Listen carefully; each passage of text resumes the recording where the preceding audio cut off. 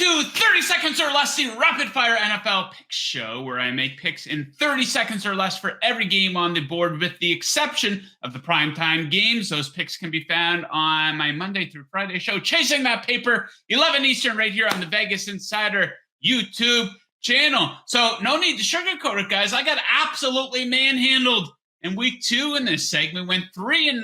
That is the worst week I will have all season, but we do have to bounce back here in week 3. So let's get right into the action. We're going to start things off with the New England Patriots plus 2.5 points at home versus the Baltimore Ravens. So the Patriots have been an underdog at home 19 times in the Bill Belichick era.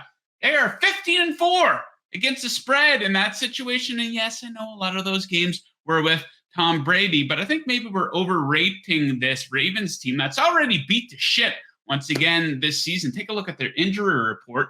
Patriots much better at home. Check out some of these scores, point totals at the tail end of last season. 50 points, 36 points, 45 points, 54 points. Give me the Patriots plus 2.5. Give me the Bills. It pains me to do this. Minus 5.5 versus my Miami Dolphins. So you have to take a look at the recent history of this matchup. Bills, 7 straight wins over Miami, 6 of those coming by double digits. Maybe a major letdown spot for the Dolphins after that big win there at Baltimore in week 2. Bills defense maybe flying under the radar. Josh Allen getting all the shine here. 17 points allowed this season for the Bills. They are first in opponent yards per play. The Bills won 35-0 in Miami in week 2 of last season. We're not affected by that humidity whatsoever. Next up, give me the Bengals -6 in New York versus the Jets. No stats here or anything. I just find it hard to believe that the Bengals can completely fall off a cliff like this. You know, they went to the Super Bowl last season. I think that they can put together a pretty good offensive game plan that revolves around getting the ball out quicker. Plus, this Jets pass rush isn't very good. Back to reality for both teams here in week 3. Give me the Saints -2.5 versus the Carolina Panthers. So I liked the Saints last week, and they were in a lot of that game versus the Tampa Bay Buccaneers, but the wheels fell off late. But I'm not going to change my opinion based solely on the result of one game. Take a look at the Panthers. They are 2-14 against the spread in their last 16 games. I'm going to keep fading at a short number. Give me the Saints. Next up, give me the Texans +3 in Chicago versus the Bears. So 2 dog shit teams. I'm going to take the dog shit team that's getting the points, and the dog shit team that's at least keeping things close in its games here this season. Of course, they tied the Colts, and they made things relatively close in Denver in week 2. And the Bears offense is just absolutely brutal. Justin Fields already facing a lot of pressure. The Houston Texans defense, not god-awful. So I think that they can keep this one tight and maybe win it outright. Next up, give me the Chiefs -5.5 in Indianapolis versus the Colts. So we have the Chiefs on extra rest, facing a team that got shut out by the Jaguars, a team that needed to scratch and claw to tie with the Houston Texans.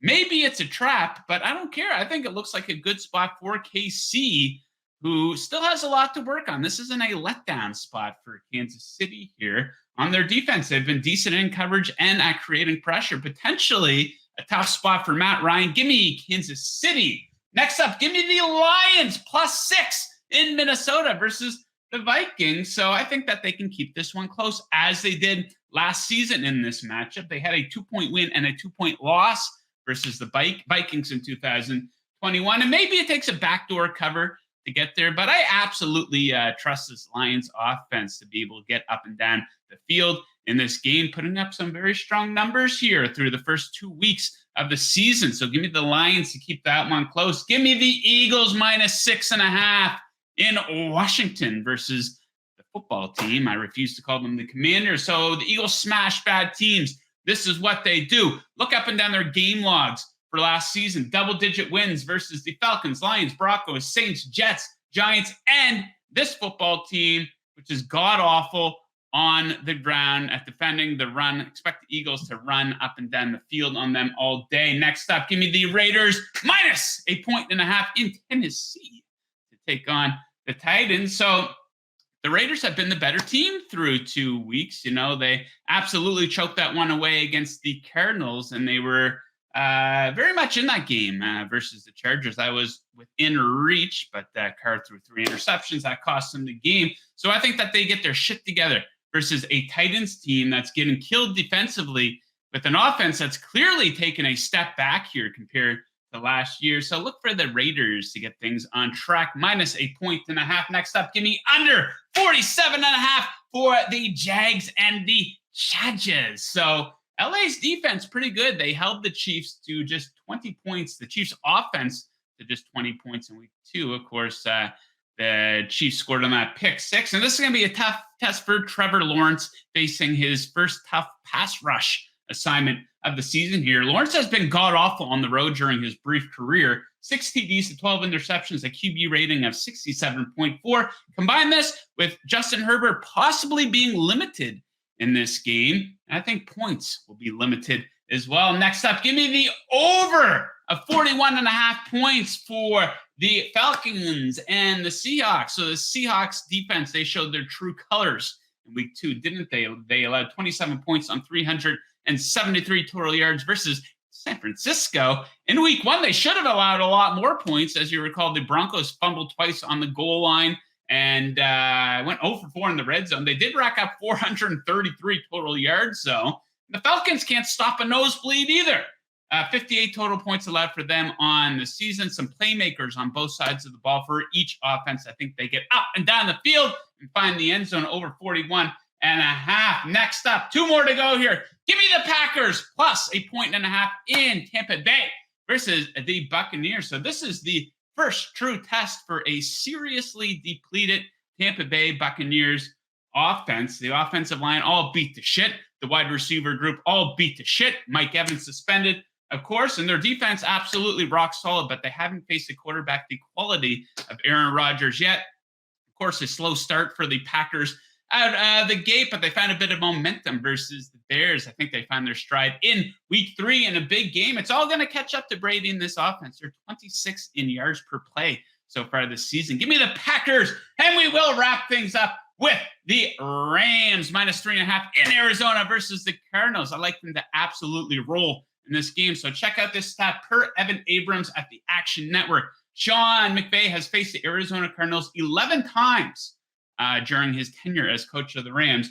He is 10-1 straight up and 9-1-1 against the spread. I also think we're getting a point or two of value in here. What is this spread at if the Cardinals don't come back and have that comeback versus the Raiders? What about if the Rams don't allow the Falcons to sneak in the back door? So maybe a little bit of a value on this one based on the results of last week. So look for the Rams to roll and have their first dominant win of the season. Okay, that's it.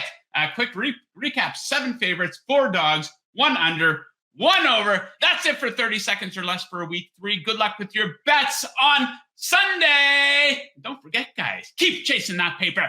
Woo!